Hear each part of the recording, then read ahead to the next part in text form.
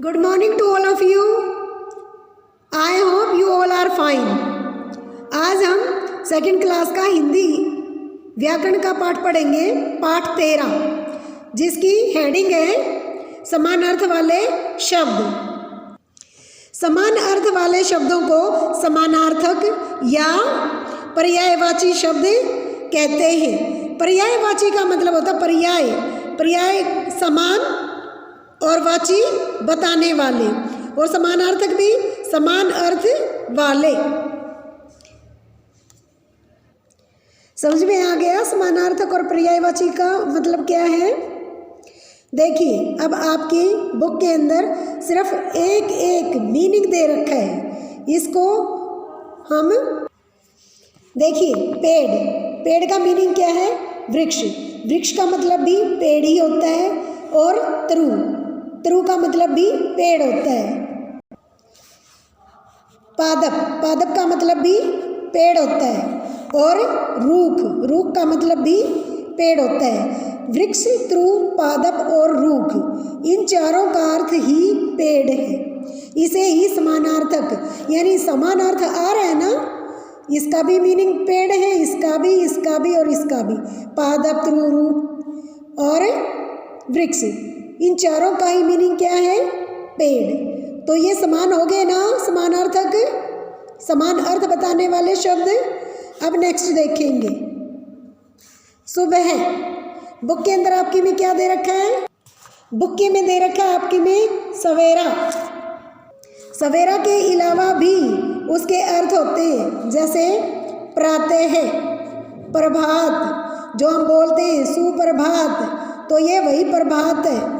भोर जब सूर्य उदय होता है और लाली आती है, अंधेरा छट जाता है, तब उसे कहते हैं भोर। इसका सवेरा, प्रातः, प्रभात और भोर का अर्थ सुबह ही होता है, यानी समान अर्थ बता रहे हैं। ये भी इनका सबका मीनिंग एक ही है, सुबह। उसके बाद देखिए, जल का मीनिंग क्या है? पानी। नीर, अम्बू, सलील, पानी का भी मीनिंग जल है। नीर को भी जल ही कहते हैं, अम्बू को भी जल ही कहते हैं, सलील को भी जल ही कहते हैं। तो इनका समान अर्थ है, या इनको पर्यायवाची भी कहें तो एक ही बात है, सबका मीनिंग एक है, जल। फिर आइए, बच्चा। आपकी बुक में दे रखा है सिर्फ एक, बालक। बाल, संस्कृत में बाला लड़की को कहा जाता है और बाल लड़के को कहा जाता है। बालक जो आपकी बुक में दे रखा है। जातक भी क्या होता है? बच्चा होता है। शिशु भी बच्चा होता है। किशोर भी बच्चा होता है।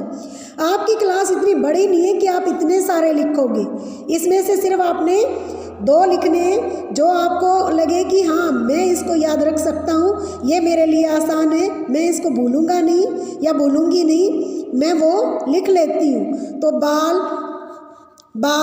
बालक, जातक, शिशु, किशोर, इन 5 का ही मीनिंग क्या है? बच्चा। फिर बुक में दे रखे हैं पथ, 5वें नंबर पे। पथ का मीनिंग होता है रास्ता, और राह, मार्ग, इन तीनों का ही मीनिंग पथ है। ये भी समानार्थक है। नेक्स्ट है धरती। धरती को क्या कहते हैं? जमीन। आपकी बुक में सिर्फ एक ही दे रखा है, उसके अलावा भी धरा, धरणी, वसुंधरा, अवनी, ये सब भी मीनिंग क्या है? पृथ्वी के हैं, उनको पृथ्वी भी कहते हैं भाई। धरती के ही ये सारे के सारे अर्थ, इन सब का अर्थ क्या निकलता है? धरती, पृथ्वी। अब नेक्स्ट है बारिश। आपकी बुक के अंदर सिर्फ एक ही मीनिंग दे रखा है, वर्षा, लेकिन उसके अलावा भी मीनिंग आते हैं। बरसात भी बारिश को ही कहा जाता है। बरसात को भी बारिश कहते हैं, वर्षा को भी बारिश कहते हैं। और नेक्स्ट है वृष्टि। वृष्टि भी बारिश को ही कहा जाता है। और बरखा, बरखा भी बारिश को ही कहा जाता है। और मेह, आपको मैंने बताया कि सिर्फ दो दो ही लिखने हैं, ज़्यादा नहीं लिखने हैं। जितने बड़े आप होते जाओगे आपकी मेमोरी पावर जो है वो बढ़ती जाएगी, तब आप और ज़्यादा लिख सकते हो और याद कर सकते हो। अपनी मेमोरी पावर जो है बढ़ा लो। अभी तो सिर्फ आपने दो दो ही लिखने हैं। ओके, नेक्स्ट है पत्र। पत्र को क्या कहते हैं? चिट्ठी। आपकी बुक में सिर्फ एक ही दे रखा है, चिट्ठी। पत्र को और क्या कहते हैं? खत, पाती। पाती भी चिट्ठी होती है, खत होता है या पत्र होता है। इंग्लिश में उसको लेटर कहते हैं। इन तीनों का ही मीनिंग पत्र है, या इसका भी मीनिंग खत या चिट्ठी या पाती है। उसके बाद आता है घर।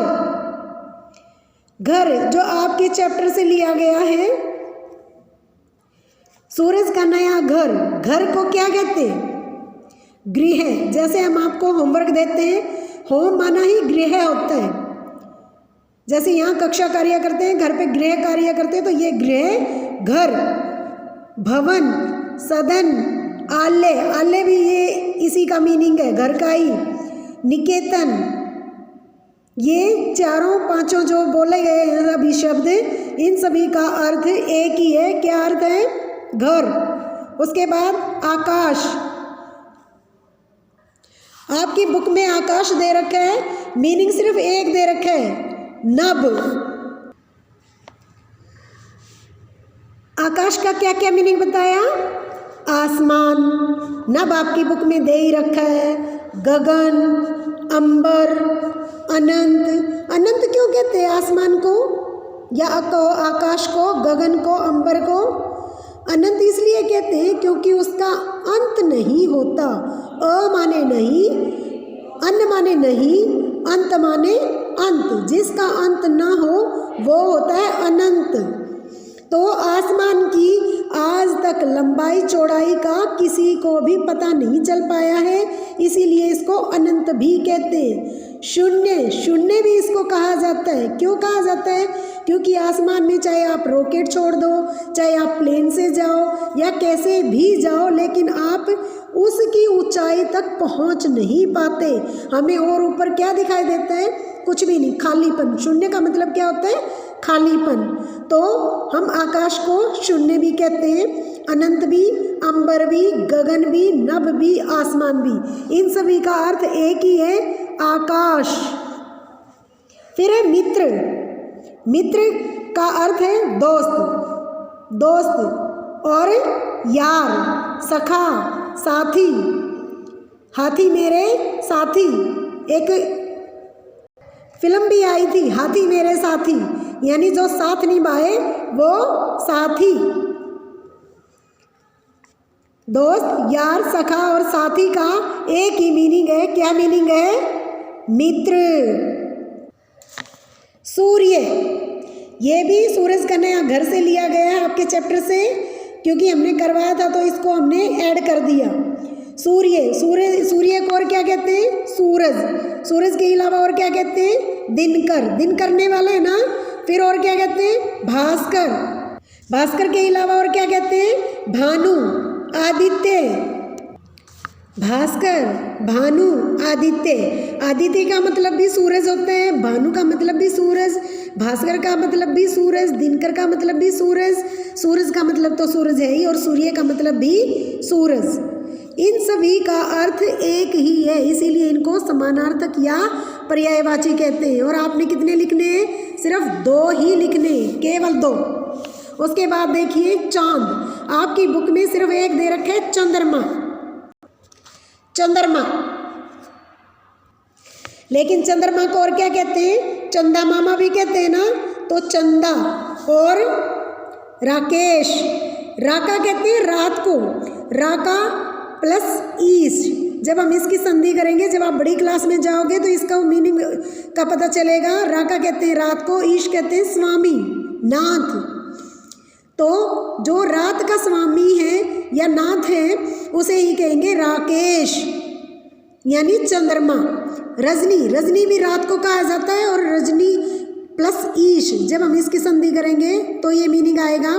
इसका मीनिंग है रजनीश का चंद्रमा, चांद। इंदु, इंदु का मीनिंग भी चांद होता है। तो इंदु, रजनीश, राकेश, चंद्रमा, चंदा, इन सभी का एक ही मीनिंग है। क्या मीनिंग है? चांद। उसके बाद देखिए सांप। आपकी बुक के अंदर सांप का सिर्फ एक ही दे रखा है, सर्प, सर्प। लेकिन सांप को और क्या कहते हैं? भुजंग भी कहते हैं, अही कहते हैं, अहिल्या, अहिल्या नाम, अही, अही माने सांप, ल्या माने लाने वाली, तो अही, अही क्या होता है? सांप, भुजंग, भुजंग भी सांप। और उसके अलावा क्या होता है? विषधर, विषधर को भी सांप ही कहते हैं। तो इन सभी का मीनिंग क्या है? सांप। ठीक है। अब नेक्स्ट काम क्या करेंगे? इसमें दिए गए शब्दों के समान अर्थ पर सही का निशान लगाइए। पुस्तक, पुस्तक के साथ दे रखा है किताब, कॉपी। तो दोनों में से समान अर्थ किसका है? कॉपी किताब कहते हैं या किताब को पुस्तक कहते हैं? किसको क्या कहते हैं बताइए? पुस्तक, पुस्तक पर टिक लगाएंगे।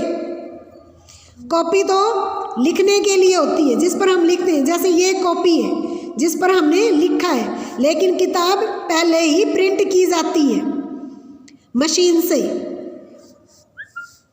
तो यहाँ इसमें टिक लगा देंगे। उसके बाद देखिए मछली, इसमें दे रखा है वर्षा और मीन।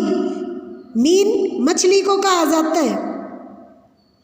इसके अलावा मत्स्य कहा जाता है मछली को ही, मत्स्य, मीन। लेकिन इसमें वर्षा को तो मछली नहीं कहते ना, इसीलिए किस पे आ जाएगा? मीन पे, मछली का। अब चांद, चांद को क्या कहते हैं? सूरज कहते हैं या चंद्रमा कहते हैं? बिल्कुल ठीक, चंद्रमा कहते हैं।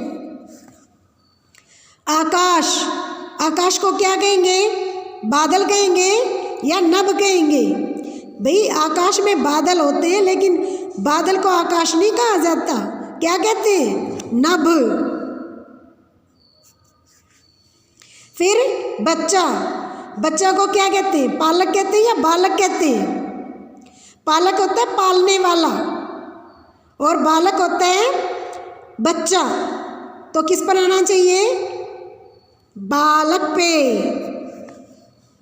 पथ, पथ का क्या आएगा? रास्ता आएगा या जस्ता आएगा?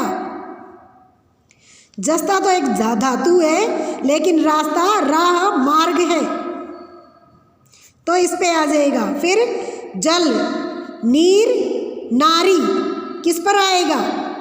नीर। अगर यह नारी की जगह नार होता तो मान लो यहाँ नार है तो क्या आ जाता? फिर हम दोनों पे लगाते, नीर और नार दोनों ही क्या है? जल। जैसे नारायण, नार माने ज्ञान जल, आयन माने घर, जिसका घर ज्ञान जल में है उसे ही नारायण कहते हैं। तो नार भी जल होता है, नीर भी जल होता है, लेकिन नारी स्त्री होता है। तो इस पे अगर ये होता तो दोनों पे आ जाता, लेकिन आपकी बुक में सिर्फ ये दे रखा है तो इस पे ही टिक आएगा।